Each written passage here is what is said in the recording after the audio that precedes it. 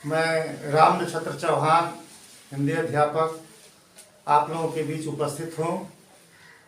आज का टॉपिक है अलंकार। अलंकार का शाब्दिक अर्थ होता है आभूषण या गहना।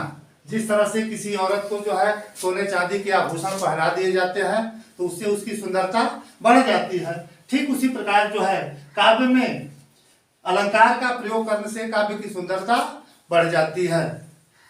आचार्य दंडी ने इसको परिभाषित किया है, काव्य की शोभा बढ़ाने वाले तत्वों को अलंकार कहते हैं। अब आइए देखिए अलंकार के भेद। तो अलंकार के दो भेद होते हैं, पहला होता है शब्दालंकार और दूसरा होता है अर्थालंकार। चूंकि शब्दालंकार जो है आप पढ़ चुके हैं, ये अर्थालंकार के बारे में हम बताने जा रहे हैं। तो अर्थालंकार काव्य में जहां अर्थों के द्वारा रोचकता उत्पन्न हो वहां अर्थालंकार होता है। अर्थालंकार के मुख्य तीन भेद हैं, उपमा, रूपक और उत्प्रेक्षा। ऐसे अर्थालंकार के तो और भेद हैं, लेकिन उनमें से मुख्य रूप से उपमा, रूपक और उत्प्रेक्षा ही है। इसके बारे में हम बताएंगे। अब देखिए उपमा अलंकार, जहां रूप, गुण, धर्म आदि के आधार पर दो वस्तुओं में समानता का वर्णन किया जाए वहां उपमा अलंकार होता है। उपमा के चार अंग होते हैं, उपमेय, उपमान, वाचक धर्म, वाचक शब्द और साधारण धर्म।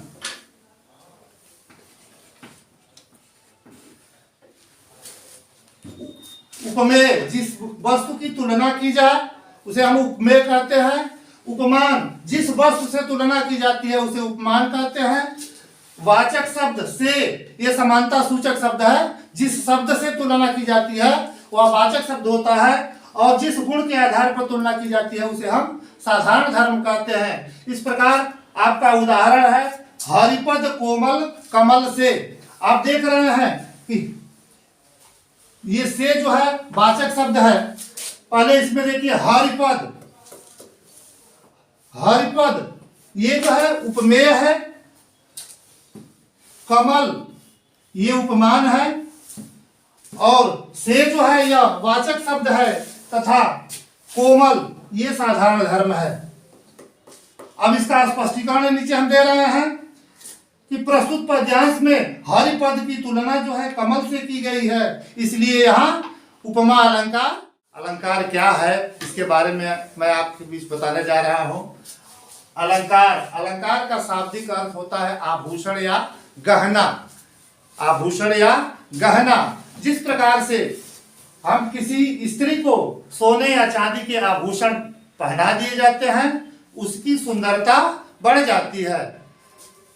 आचार्य दंडी ने अलंकार को परिभाषित करते हुए कहा, आचार्य दंडी ने अलंकार को परिभाषित करते हुए कहा कि काव्य की शोभा बढ़ाने वाले तत्वों को अलंकार कहते हैं। फिर से एक बार देख लीजिए, आचार्य दंडी ने परिभाषित किया है काव्य की शोभा बढ़ाने वाले तत्वों को अलंकार कहते हैं, अर्थात जिन तत्वों से कविता की सुंदरता बढ़ जाती है वही अलंकार है। अब देखिए अलंकार के भेद। तो अलंकार के मात्र दो भेद होते हैं, शब्दालंकार और अर्थालंकार। अलंकार के दो भेद होते हैं, शब्दालंकार और दूसरा होता है अर्थालंकार। तो यहाँ अर्थालंकार के बारे में चर्चा की जा रही है। अर्थालंकार, इसकी परिभाषा दिया हिंदी साहित्यकारों ने, काव्य में जहां अर्थों के द्वारा रोचकता उत्पन्न हो वहां अर्थालंकार होता है। काव्य में जहां अर्थों के द्वारा रोचकता उत्पन्न हो वहां अर्थालंकार होता है। अब अर्थालंकार के भेद। अर्थालंकार के भेद, तो अर्थालंकार के कई भेद होते हैं, जिनमें से अर्थालंकार के कई भेद होते हैं जिनमें से मुख्य रूप से उपमा, रूपक और उत्प्रेक्षा ही जो है प्रमुख है। अर्थालंकार के भेदों में केवल उपमा, रूपक और उत्प्रेक्षा मुख्य रूप से है। अब इसके बारे में हम आगे चर्चा करेंगे। उपमा अलंकार, जहां रूप, गुण, धर्म के आधार पर दो वस्तुओं में समानता का वर्णन किया जाए वहां उपमा अलंकार होता है। जहां रूप गुण धर्म के आधार पर दो वस्तुओं में समानता का वर्णन किया जाए वहां उपमा अलंकार होता है। अब देखें उपमा अलंकार के अंग, तो उपमा अलंकार के 4 अंग होते हैं। पहला है उपमेय, जिस वस्तु की तुलना की जाए, यानी जिस वस्तु की हम तुलना करते हैं वह वस्तु जो है मुख्य रूप से उसे हम उपमेय कहते हैं।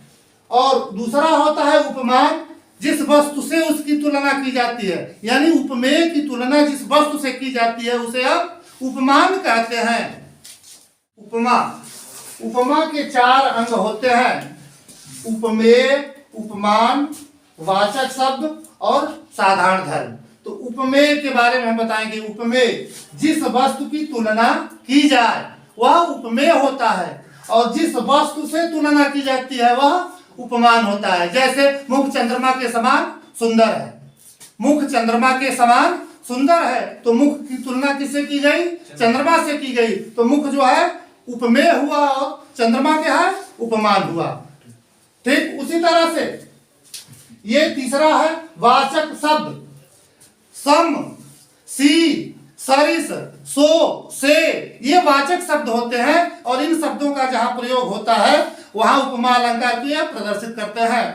तो ये वाचक शब्द हैं। और साधारण धर्म, यानी जिस गुण से जो है उसकी तुलना की जाती है, आखिर उसके अंदर कौन सा गुण निहित है, तो वहां जो है साधारण धर्म होता है। जैसे आपने बताया, जैसे पीपल पात सरिसमन डोला, पीपल पात सरिसमन डोला, यानी मेरा मन जो है पीपल के पत्ते के समान डोल गया।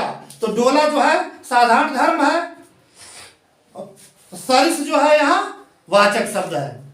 पीपल पात सरिसमन डोला, तो पीपल जो है यहाँ उपमेय है, पीपल पात उपमेय है, और मन उपमान है, सरिस जो है वाचक शब्द है, और डोला जो है धर्म है। पीपल पात सरिसमन डोला, तो ये हो गया। इसके बाद एक अगला उदाहरण, अन्य उदाहरण और देख लीजिए।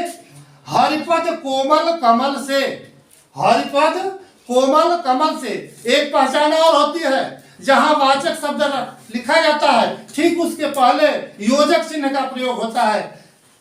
कहीं भी होगा वाचक शब्द से पहले योजक चिन्ह भी होगा। तो ये है हरिपद कोमल कमल से।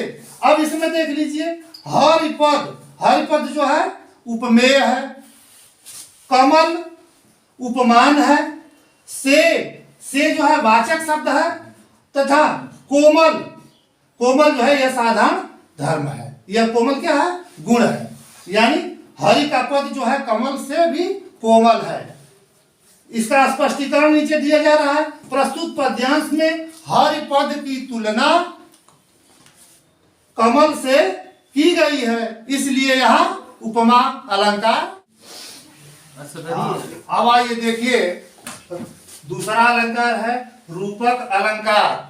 जहां उपमेय में उपमान का, जहां उपमेय में उपमान का अभेद रूप से आरोप व्यक्त किया जाए, जहां उपमेय में उपमान का अभेद रूप से आरोप व्यक्त किया जाए वहां रूपक अलंकार होता है। अथवा जहां किसी वस्तु को दूसरे वस्तु का रूप दे दिया जाए वहां रूपक अलंकार होता है। जहां किसी वस्तु को किसी दूसरे वस्तु का रूप प्रदान कर दिया जाए वहां रूपक अलंकार होता है। जैसे चरण कमल बंदो हरिराई, ये सूरदास की लिखी हुई कविता है। चरण कमल बंदो हरिराई, यहां आप देखिए, ये चरण जो है उपमेय है और कमल जो है उपमान है। दोनों के बीच जो है योजक चिन्ह लगा हुआ है। तो उपमेय में उपमान का अभेद रूप से आरोप व्यक्त किया जाए, यह परिभाषा है। या किसी वस्तु को दूसरे वस्तु का रूप प्रदान कर दिया जाए वहां रूपक अलंकार होता है। तो यहाँ चरण को जो है कमल का रूप दे दिया गया है। ऐ प्रभु, मैं आपके कमलवत चरणों की वंदना करता हूं। तो यहाँ चरण को जो है कमल का रूप दे दिया गया है, इसलिए यहाँ रूपक अलंकार है। यहाँ स्पष्टीकरण में देख लीजिए, यहाँ चरण उपमेय तथा कमल उपमान है। यहाँ चरण जो है उपमेय है और कमल जो है उपमान है, अतः उपमेय में उपमान का अभेद रूप से आरोप व्यक्त किया गया है। अतः उपमेय में उपमान का अभेद रूप से आरोप व्यक्त किया गया है, अथवा चरण को कमल का रूप प्रदान कर दिया गया है, इसलिए यहाँ रूपक अलंकार है। दूसरा उदाहरण देख लीजिए, चरण सरोज पखारन लगा, गोस्वामी तुलसीदास का लिखा हुआ है। चरण सरोज पखारन लगा, चरण और सरोज दोनों के बीच में योजक चिन्ह लगा हुआ है। चरण क्या है? तो चरण उपमेय है और सरोज जो है उपमान है। सरोज माने भी होता है कमल, तो चरण और सरोज के बीच में योजक चिन्ह लगा हुआ है। तो स्पष्टीकरण में देख लीजिए, यहाँ चरण जो है क्या है? ये उपमेय है और सरोज अर्थात सरोज माने कमल जो है उपमान है। अतः जो है उपमेय में उपमान का अभेद रूप से आरोप व्यक्त किया गया है, अथवा चरण को जो है सरोज यानी कमल का रूप प्रदान किया गया है, इसलिए यहाँ रूपक अलंकार है। हाँ, अब आइए देखिए अर्थालंकार का अंतिम उदाहरण है उत्प्रेक्षा अलंकार। उत्प्रेक्षा अलंकार परिभाषा है इसकी, जहां उपमेय में उपमान की संभावना या कल्पना की जाए वहां उत्प्रेक्षा अलंकार होता है। जहां उपमेय में उपमान की संभावना या कल्पना की जाए वहां उत्प्रेक्षा अलंकार होता है। यह अलंकार इस अलंकार में कुछ वाचक शब्दों का प्रयोग होता है, जैसे मनु, जनु, जानो, मानो, मनहु, जानहु, ई, खलु, विघ्न आदि शब्द ये वाचक शब्द हैं। मनु, मानो, जनु, जानो, मानहु, जानहु, खलु, विघ्न आदि शब्दों का प्रयोग होता है इसमें। उसी ये जो है उत्प्रेक्षा अलंकार के सूचक होते हैं, यानी उत्प्रेक्षा अलंकार को जो है ये प्रदर्शित करते हैं। अब देखिए, जैसे यहाँ है सोहत ओढ़े पीत पट श्याम सलोने गात, मनो नीलमणि शैल पर आतप प्रयोग प्रभात। अब इसमें देखिए मनोवाचक शब्द आया हुआ है, इसलिए उत्प्रेक्षा अलंकार है। स्पष्टीकरण यहाँ है कि यहाँ श्री कृष्ण के स्पष्टीकरण में यहाँ श्री कृष्ण के श्याम सलोने गात, ये देखिए भगवान कृष्ण की शरीर की बात बता रहा है। श्याम सलोने गात में जो है नीलमणि की, श्याम सलोने गात में जो है नीलमणि की संभावना व्यक्त की गई है, तथा